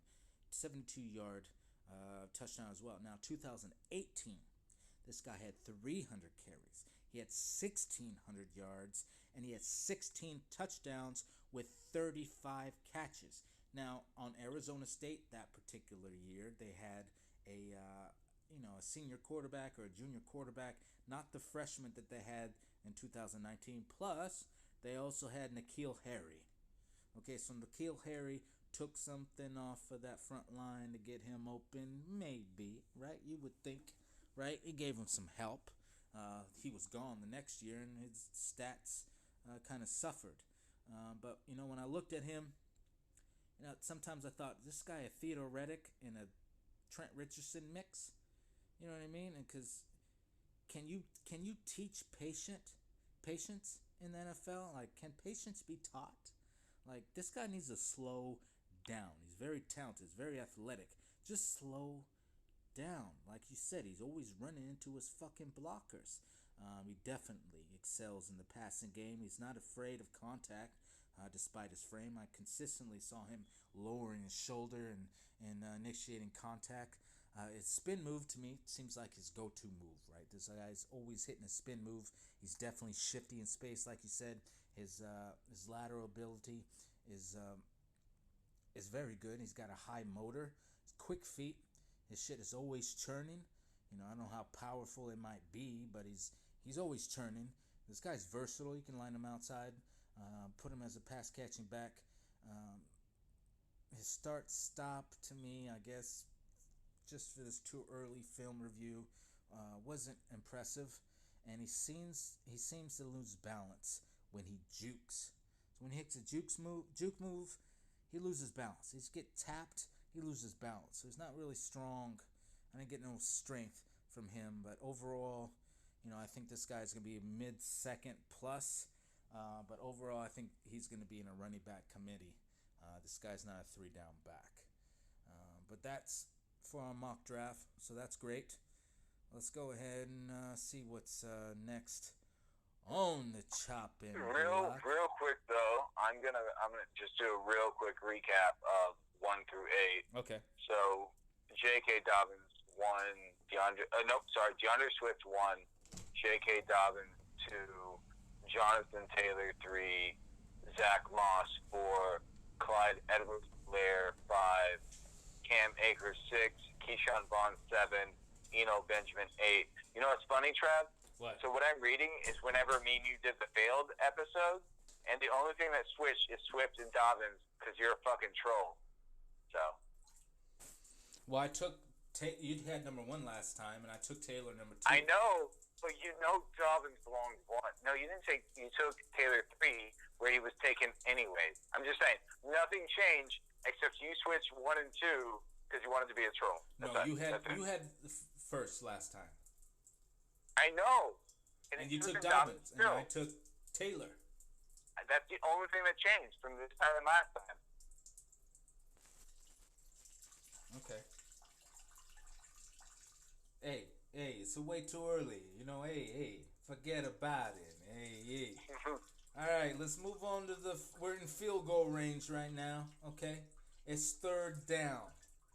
All right, now let's talk about the chat room, All right, what goes on in your Dynasty chat room? And I'm very, very sorry if you do not have a chat room. I was in a league like that, and I'm still in a league like that, and I'm probably gonna leave that league, even though I dominated the draft because these guys were old timers, and I'm just dominating. But it's no fun. I don't care if I'm gonna win. I can't talk shit. I can't do anything. It's all through emails. Like this shit's 1990. Like, nah. So you got to have a chat room. And if you don't, then I'm sorry. But let's go ahead and go I over would some. also say even if you have a chat room, it's not always going to be active. Like right now is off season across all our leagues. Only people posting are people like me and you. And you know, if you get offended by that and think the league is dead, then you're a crybaby and need to chill the fuck out. Yeah, you know, you need. I mean, an active chat is great. If it's an active chat, it doesn't have to be all year, but definitely during the year, during off season, any particular big events. I mean, there's nothing better than an active shit talking chat room. And But that's when every chat livens up. And that's why the beauty of it is that. I'm just saying, don't disengage from your chat just because it's not being active when you want it to be. It's like, no, there are certain times when the chat opens up. It's like when shit happens, people are there. When it's not, they go back to their fucking lives. Like, don't think you have to be entertained every minute. This is not Instagram. Chill the fuck out. very true. But as a commissioner, I mean, if I was a commissioner, or the leagues that I've I have hands on that I've kind of helped create, I'll post some Twitter things in the chat room. I'll try to get some conversation going. I'll try to make it. You know what I mean? Sure, but I'm a great league member, and I disappear for weeks at a time. Very true. I mean, like you let people come in now. Like, your homeboy Trav, who's your goddamn arch nemesis, only pokes into the chat like 8 times a year. It's really about having enough people in the league to where you can all have a good time whenever people are there. And then the point is, most of us play in many leagues. We're gonna have quite a few chats. It's about building a lot of different communities you're a part of. Now, what's some of your favorite troll moments that has happened in the chat room? Mine have often resulted in engaging in some bullshit you've laid out that I've either had to defend or come against. Because you go hard. Like, whenever you troll, you go hard. And I'm a competitive creature, so, you're going to come at me, then, I'm going to come too. Right, right. What are some of your favorite GIFs, GIFs, to use in the chat room or memes? Like I honestly wish that there were a better. I want something that. So I'm a creative type, so I want really creative, fucked up memes, and there are never enough. So usually it's any of the really offensive ones where you can have a cute animal or child flipping people off. If I can get more of those, that would be great. Some of my favorite troll moments.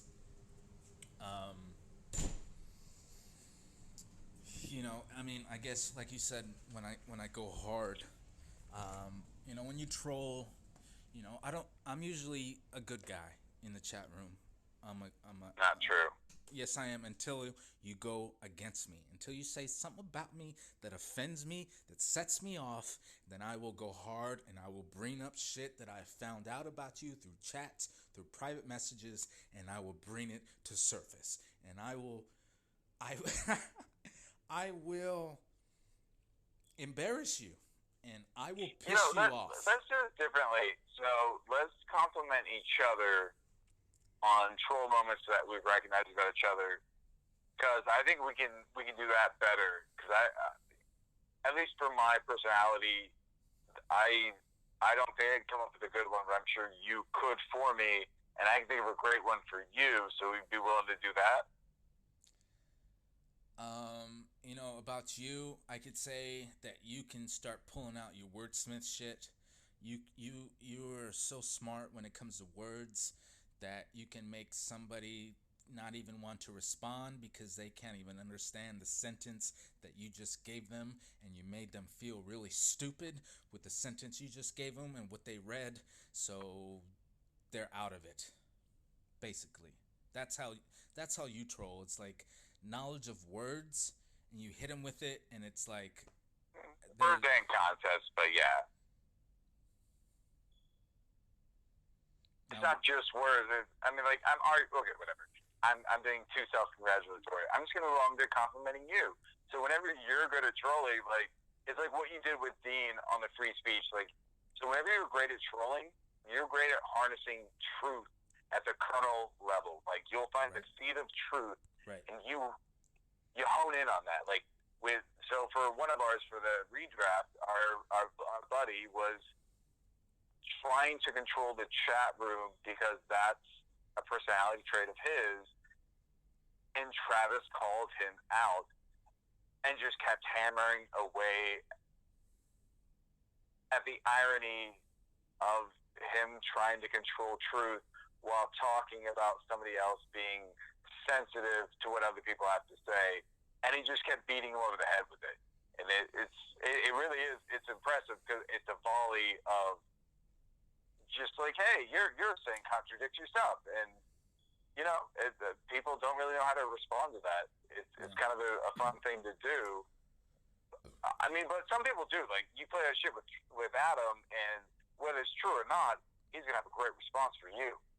Right. I think it just shows, like, some people are good at playing mental games, and then some people think they're good at it, and they start, and then they get tripped up somewhere. Like, you're good at playing mental games. And especially when you know the truth. Just like what I found out recently that, sticks with me is facts don't care about your feelings. I use that in the chat room. Yeah, you misappropriate that, but sure. Now, some of the best GIFs that I like to use, is definitely that one Charlie Murphy GIF where he's kind of looking at the guy and he starts laughing with his boys.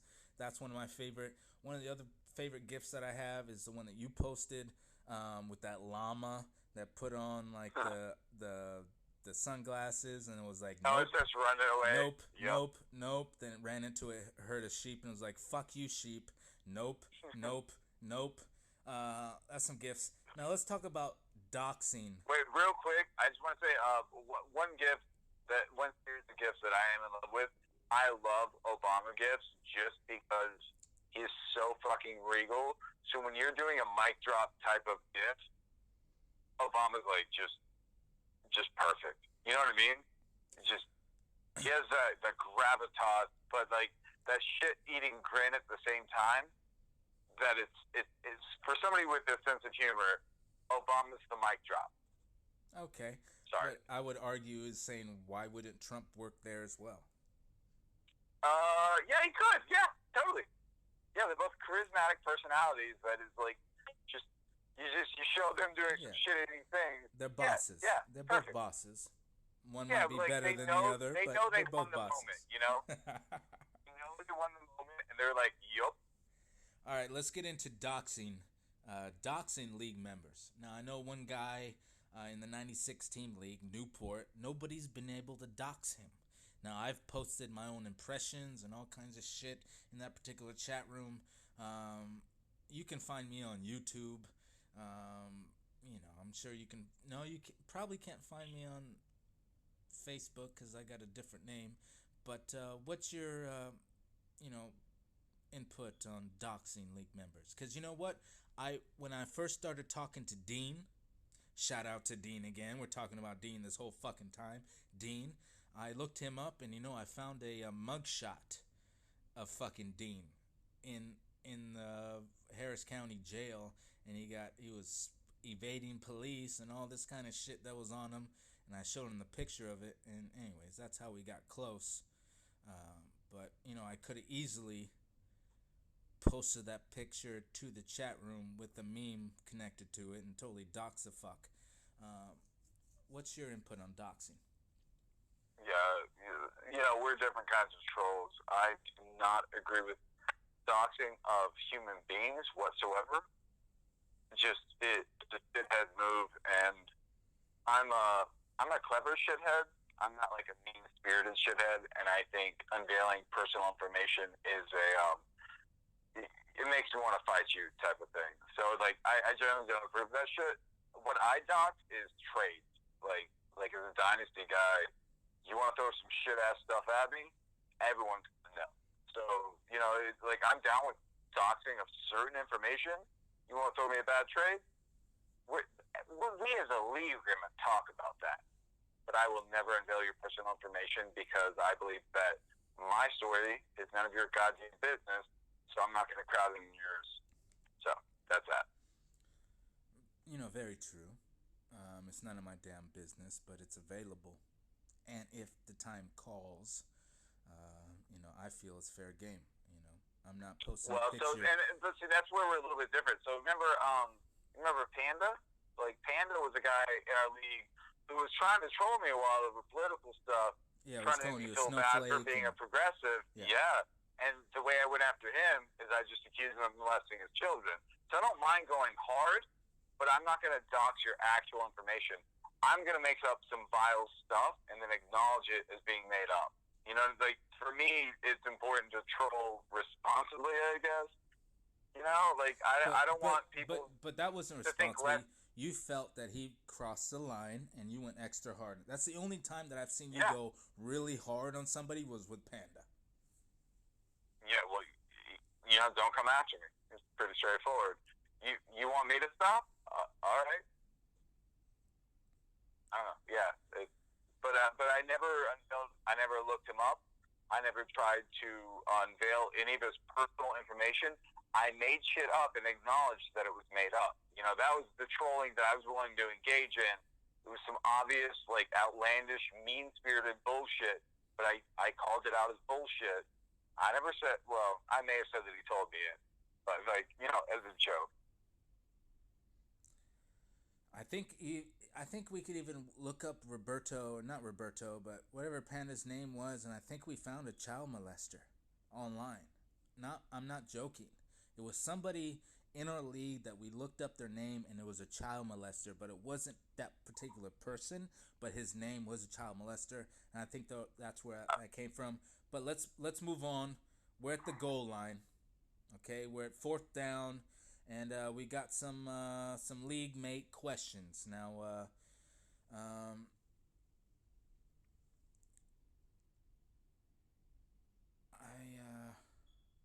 Okay, so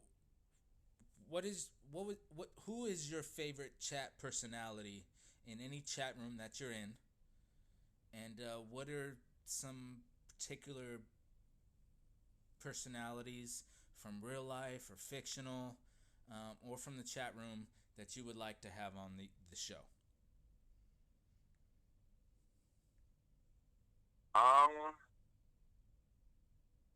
Okay, so favorite chat personality would be any owner that engages. So like for one of our favorite owners, I think is Bryce because he's always engaging. Like Scott Shelton because he engages. Like just good owners, man. Like I don't have a favorite personality. Just people that give a shit and want to be part of what we're building. Because what we're building is a community, and you need people to buy into that. Like Justin Penny. You know Justin, right? Like he does not always respond on chat, but if you direct message him, and that's why I'm not as hard to people that aren't active on the general chat. I expect when you direct message somebody, whether it's through text or direct message, those motherfuckers respond. And to me, those are my favorite people always. And then as far as people that I'd want on the show, I mean, it'll be dream stuff. Like, can we get Tupac? Can Kanye come? I want to hear about a spirit dragon that him and Trump ride together. No. We're talking about fantasy football here. So, I mean, if you want Kanye to talk about fantasy football, maybe, Oh, I thought it was just people I want to talk to. My bad. Fantasy football people, it would be if there's that guy, because I'd want to get some tips for the future. Otherwise, I guess just interesting, famous players like Pat Mahomes and Zeke Elliott because why the fuck not? I don't want to talk to other fantasy people. I don't need their thoughts on my thoughts. Okay. My favorite chat in the chat rooms, I really like Howard. Howard's always, Howard's an old timer. He's in his 60s or 70s. He almost made the championship, man. He was in the fucking championship in our Superflex IDP contract and salary league, and he was a dispersal team that was only dispersed between 2 fucking teams. He was in the championship, right? He was one of my uncle's friends who's in Russia, another old timer. So I really like dealing with Howard. You can at him in the chat room, and he's always going to say something funny. Never disrespectful or anything like that. But I like Howard. I also like Ty, to tell you the truth. Because anytime he does come in the chat room, he's always talking shit. And also Roberto, man. I like Roberto. Roberto's good, but Roberto always gives you that LOL with a couple exclamation marks. That's all he gives you. Listen, he's a theist, so he's a bit more idealistic than many of the rest of us. But he's a nice man, and I would enjoy hearing what he has to say. No, I agree. Because he does seem sharp. I agree. And the reason, and I've talked to him about the Pigskin League, and he said he loves numbers. So that's why he's in the league.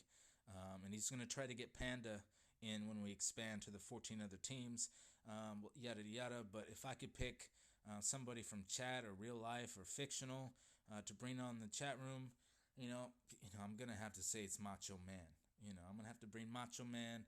I want to hear Macho Man's top 5 running backs, top 5 wide receivers. Like, oh, yeah. I'm going to tell you what, yeah. DeAndre Swift might be good, yeah. But DK Dobbins, yeah. Cream of the crop, yeah. That wasn't really good because I've been talking a lot and I can't get really down. But Christopher Walken is another one to be like, DK is like crazy walking down, DK Dobbins. Anyways, Christopher Walken on the fucking chat, that'd be great. Now, what are your thoughts on Antonio Brown? And this is a bonus question. What are your thoughts on Antonio Brown either committing suicide or committing murder in the next year? My thoughts are that we should cut this for either TV 96 or the one before where it was about what we look for, what we take into consideration when scouting rookies. But yeah, I don't give a shit about AB. We need to drop that. So you don't think he's gonna commit suicide or no? murder? I think we wasted enough time on AB early on. So don't bring it back up. You know what I mean? Okay, here's some more questions. Who is your number 1 sleeper pick in this class? And I know we haven't gone over wide receivers yet in depth, or tight ends, or even in quarterbacks really. But if you're thinking late second, early third, I think we're gonna re-ask this. For me right now, running back is going to be Zach Moss because I drafted him at 1-4. Okay. Which one of those running backs do you think might be a good sleeper, or do you have somebody else? Like, I know a couple of those wide receivers. Like, for me, CeeDee Lamb was my sleeper, but he's already risen up. Yeah, no, he's already won at wide receiver. Like, he already rose above Judy. Okay, then, for the sleeper, as far as the running backs that we got, I'm going to go Cam Akers, and you're going to go Zach Moss. I agree Cam Akers is a good one, yeah. But this is a dumb question. We're going to ask it again when we have more information. We've checked out more people, and we got a better feel. Like, too early. What's your best possible rookie and team? Too early. What do you mean it's not too early? I mean... No, I think this whole question series is bad. I think we need to go to the film. Things we take into consideration when scouting rookies. I think the ones from 96, huh? We already did the film, yo. And as far as the possible rookies, the team. No, not the film. It's what do you take into consideration when you're doing evaluation? And film is like just the top response that you gave. So you have film, college production, Okay, you can go. Do you not? No, What, wait. Let yeah. me send that to you real quick. No. I got it. What's some of the things you Okay. look into consideration when scouting rookies? Go ahead. What's yours?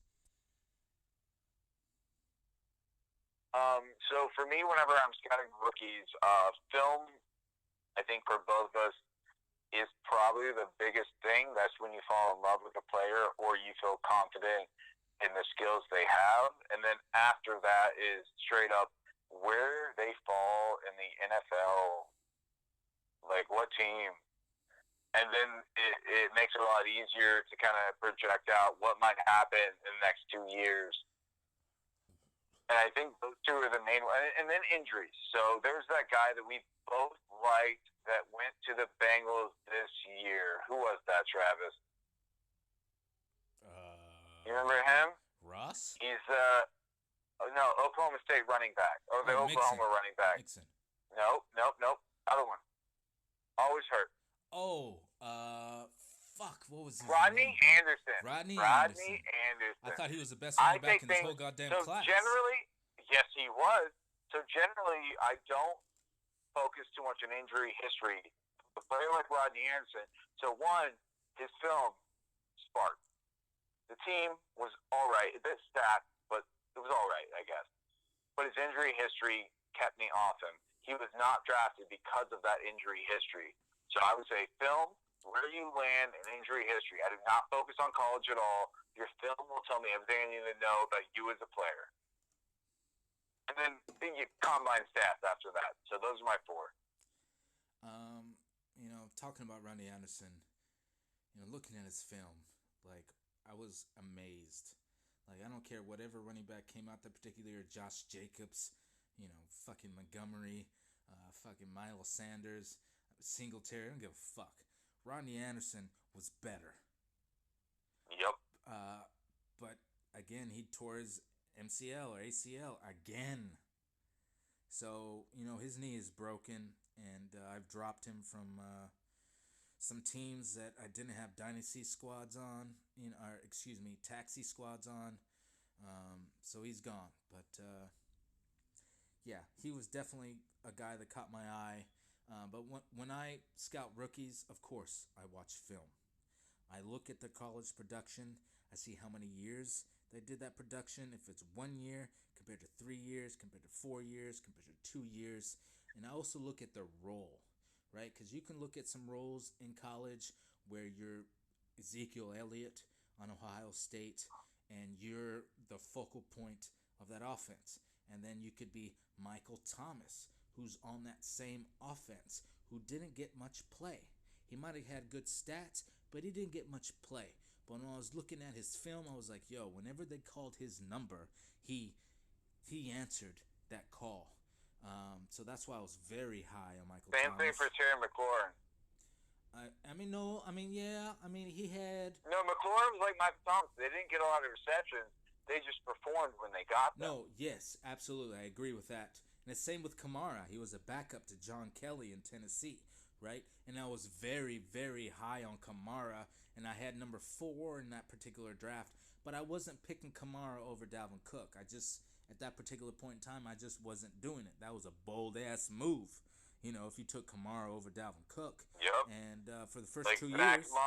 The first 2 years, it would have worked right. But now Kamara's kind of slumping down, right? I don't know if he's hurt.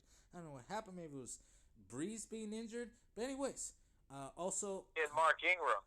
Yeah, he did. But hey, Murphy or Murray, he did good. Hey, just like Murray. he did in Minnesota. But Same as Mark Ingram. Combine stats matter a lot to me. And some people, they're like, I don't give a fuck about the combine. Like Kevin Durant. Don't give a fuck about your combine. This ain't basketball. This is football. All right? So I care about that 40 time, somewhat. I want to see how fast you run. I want to see that 3 cone. That's probably the most important thing that I look for is that 3 cone, right? Because Cooper Kupp ran like a 4.67, right? But then his 3 cone was like a 6.6. His 40 was like a Well, his 40 was like a it was a 4.67. Like a 4.6, yeah.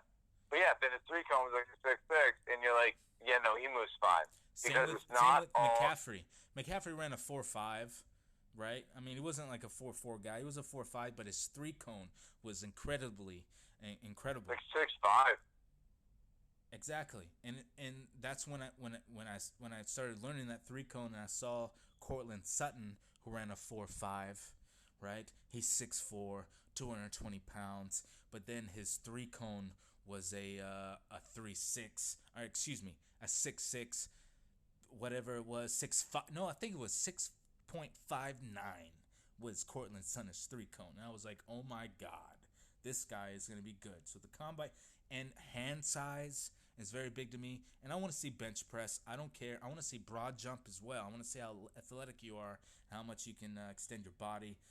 Injury history, just like you said, is very important. But off the field issues, that's important too. You know what I mean? Like, depending on what the issue was, you can read about it, you can see about it, and you can decide yourself. And you can see interviews, and you can see how some of these guys talk. Do they Real talk? quick, Cortland Sutton was 6.73 count. I said 6.65, but yeah, 7.3. Cool. That's a millisecond. Not even. Yeah, and then Right. 6.75 for Cooper Kupp. 6.75. I tried to look back at him. Yeah. Cool. Also, projected NFL role or scheme. After we already see where they get drafted, what type of role they might be in, blah blah blah. That definitely I consider, and their football IQ, and I guess, you can see that through film, but you can also, I guess you can't also see That's that. why I don't believe in Cam Akers. He doesn't have football IQ. How do you know that though? By watching him be a fucking idiot on the field repeatedly. What do you mean? It's in the film. No, I think that has to do with not knowing where their quarterback's gonna be. Okay, whatever. We can move on from that. We already talked. Okay, let's do top 5 veterans you think will lose value after this draft. No, too early. No, we just got to move to wrap up. I can answer some We're of this. already in. Hold Yeah, on, we're already an hour and a half in. hold on. I know where Hour we and a are. half in. No, we got to end I know it. where we are. Let me answer some of those. I think Chris Carson is going to get replaced. We don't know. Let the draft happen. Don't prognosticate. Hey, Talk this about is the the goddamn. way. This is the way too early. Don't be a dick. Don't be a dynasty dick right now. All right. Top 5 veterans That's you think all will lose I am. value. I think is We going to be don't Chris know. Carson. I think, I think he just hurt his knee, whatever it is. They already have Penny, and he got hurt. Somebody's coming in. I think Tyler Boyd is gonna be hurt. I think who else? I think Philip Lindsay is gonna be hurt with the draft class coming up. I know he only undrafted running back to score 1,000 yards, but I think if Denver Broncos can draft fucking Taylor, they're gonna take Taylor. And right now, where would Josh Jacobs, Miles Sanders, and David Montgomery slot with this particular draft class that we have coming up? Jacobs would be number 3 overall. Sanders would certainly be in the second tier for me. So Jacobs would be in the 1-2 tier. I would still take Dobbins over him, but he would be him and who's the other? No, You take Jacobs over Swift? Swift and Jacobs belong in the 1-2 tier for me. Like, maybe you take him over Dobbins if you want. And then the second one is a straight second tier. And who's the third one again? David Montgomery? Yeah, they both, Sanders and Montgomery both belong in second tier for me. So they belong with Zach Moss and Clyde Edwards-Helaire and Jonathan Taylor. I don't think Jonathan Taylor is better than Montgomery or Sanders. I disagree there. I think Jonathan Taylor is better than Montgomery and Sanders. I'm going to say that all 3 of them are better than all 3 of those. Any particular 2021 prospect that you want to keep an eye on? Damn, there were a couple we did the last time, but no, I mean, as of right now, they're lost to me. I agree with that. They're lost. Who knows? Next year. Yeah, like but there were some interesting kids that we saw. You mentioned one of them earlier, but they were both. There were two that I noticed. They were both wide receivers, and it's like, oh yeah, he's gonna be good. Okay, real quick, let's get into some trade evaluations, and we're gonna wrap this thing up. So the first trade we got that was in my Trade Addicts League, I gave I gave 111 and 201, right? In a Superflex League, I got 106 and Kenneth Dixon. What's your thoughts on that?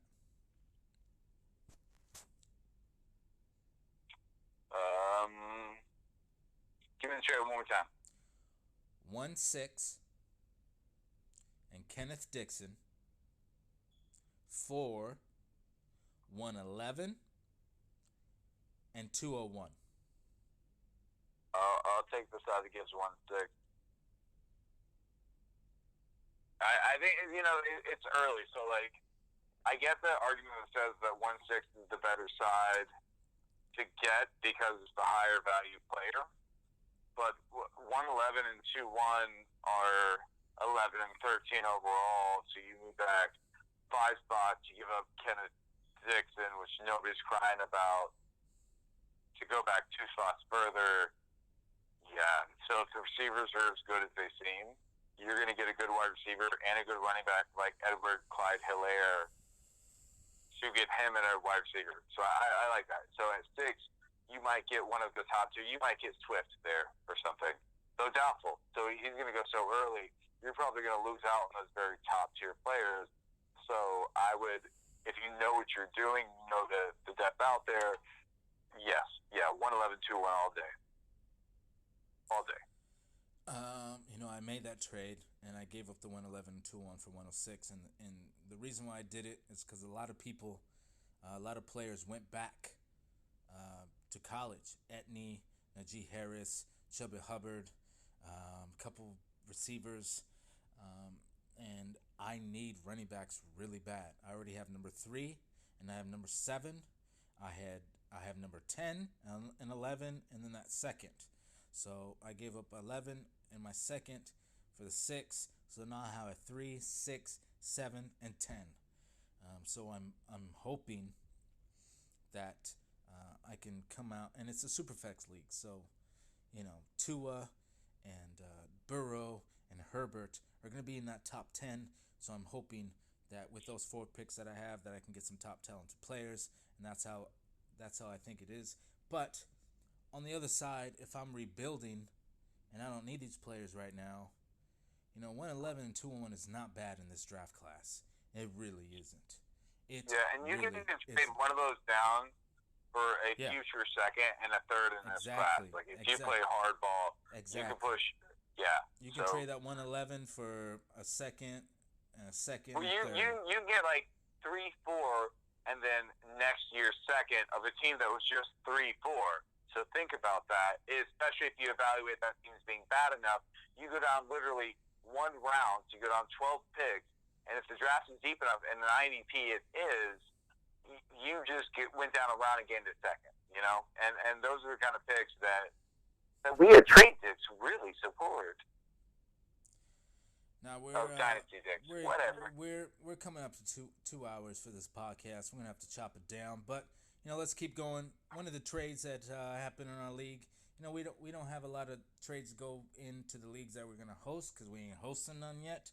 But we'll get to that in other what type of leagues we're gonna host in future episodes. But one of the trades that we had was last year, before the year started, was Alvin Kamara and a third for Deshaun Watson, Mike Evans, and a first. Now, this was before the year started. So, Alvin Kamara is coming off the greatest year ever. Shit. So you get Alvin Kamara in a third, or Deshaun Watson, Mike Evans in a first. I don't care what year Alvin Kamara is coming off of. I'm taking Watson Evans in the first. Sorry. Yes. And that's why the person got off well. So, like, this year, Mike Evans didn't do great, but I imagine he starts stabilizing a little bit better next year or whenever they replace Jameis Winston. But you still got Godwin. You know, I don't know. And Kamara, I don't know.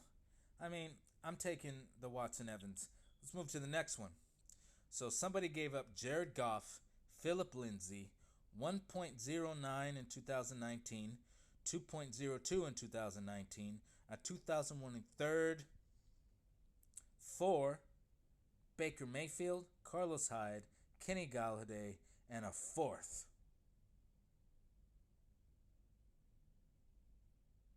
I'm taking Goff, Lindsay, the first and second and third. You can have fucking Baker, you can have Hyde, and you can have Galladay, and who cares about the fourth? I'll take Baker and Galladay.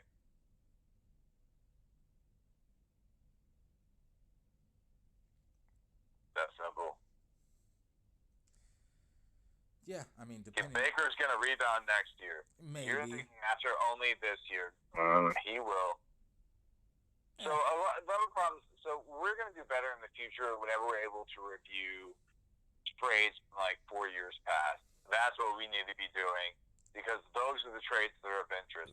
Trades a year or two ago, garbage. We don't know how that shit turned out yet. You know what I mean?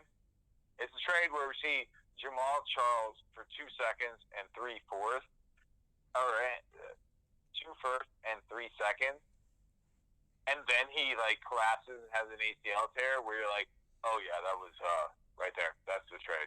You know what I mean? Yeah. That's what we're gonna know. Right now, these trades are like, I don't know how it's turned out yet. You know, because it just happened. Let's go ahead and do one more trade before we wrap it up. And you gave Sony Michel, and this is a year Sony Michel came out the draft. Yeah, in the draft. He came out in the draft. He was like going number 6 overall or 7 overall. 1-5.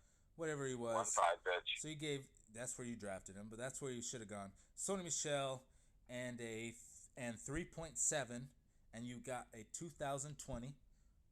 Mind you, this is 2018 draft, right? Yep. Sony Michel and 3.7, and you got a 2020 second round draft pick. And that's all it shows.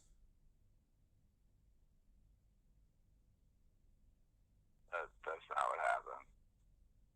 Just let me pull that guy out.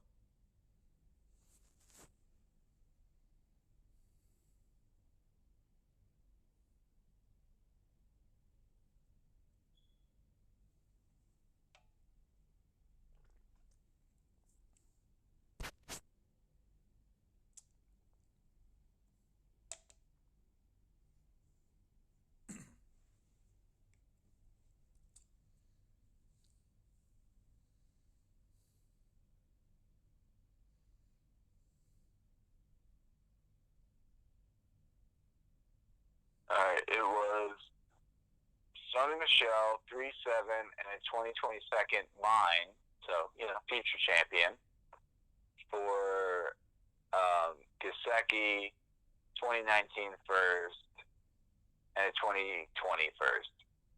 So 2 firsts, a second, and Gesicki for Sony Michel, a second and a third. Third, yeah.